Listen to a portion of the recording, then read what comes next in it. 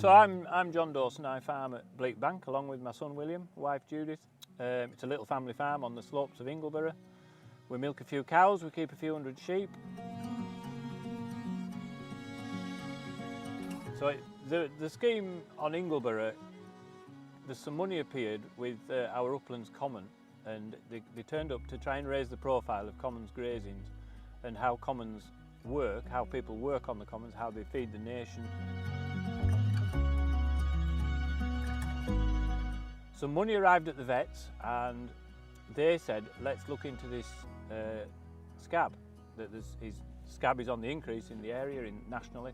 Well, it's been right constructive really. It's helped neighbours work together. There's talk of a mobile dipper coming into the area and doing most of Ingleborough in a day, things like that. So on a gather, there's 12 active graziers on Ingleborough and there's 3 gathering points. It's 3,500 acres. We have an allotted time to be at the top of the fell, which today was going to be 9 o'clock on top of the fell. It takes us an hour to get to the top of the fell and an hour and a half to come back as we fan out and bring all the sheep down with us. There's 3 gathering points, one over there, one at Bleakbank and one at Clapham. By the time we've shedded everybody's sheep off and got everybody's sheep home to where they should be, it'll be mid to late afternoon probably, depending on what's gone on, how clear the weather is.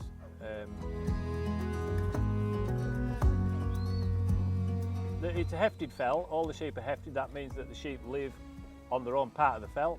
So that's quite important as well. That's a historic thing, the cultural heritage of commoning, of grazing. The sheep on Ingleborough, the Bleakbank flock, they're part of the farm. They belong here. But yeah, working with the vets has been good.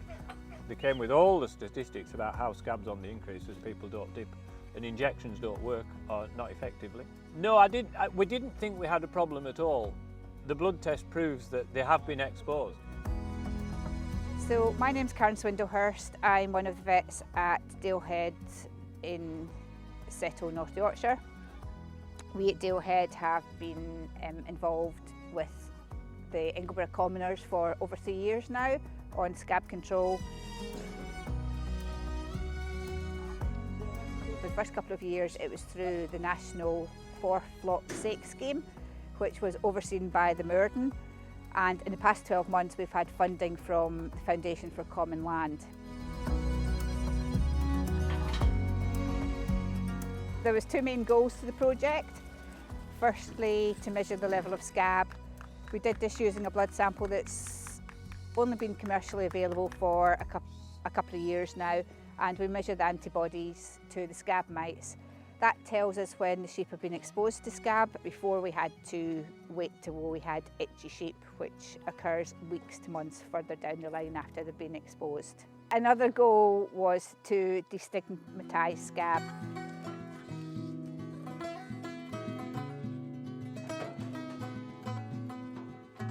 We only need to sample a small percentage of the flock because scab is so very infectious. The flocks that have been grazing in Ingleborough haven't shown a very high level of scab at all, and I believe that's because the vast majority of the graziers are actually dipping, and the coordinated gather days means that all this is done within quite a short period of time. Unfortunately, we have got increasing resistance in the UK of sheep scab to the ML injectables that we have available. And I believe that's one of the main reasons that we are seeing an increase in the number of cases of scab in the UK. The current thinking is that plunge dipping with golden fleece is the most effective treatment. When it's carried out properly, dipping is really effective, and that means the whole flock is dipped within a few weeks of your neighbours. Scab mites live on the skin of the fleece, and they also live in the sheep's ear canal. It means that the sheep have got to be fully immersed, they've got to be plunged in the dip bath for it to be effective. The chemical has got to have a contact time with the fleece for at least a minute, and the sheep has got to be dipped under as well. That's why it's called plunge dipping.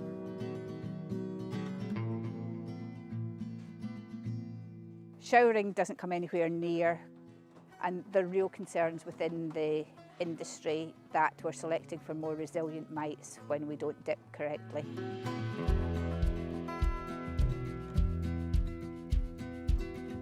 So the outcome of all this work is hopefully to slow down or hopefully prevent resistance developing, minimise the vet costs and production losses and negate any environmental impact of chemicals through strategic careful use. We all want healthy stock, after all they are integral in sustaining the landscapes and the ecology of our commons.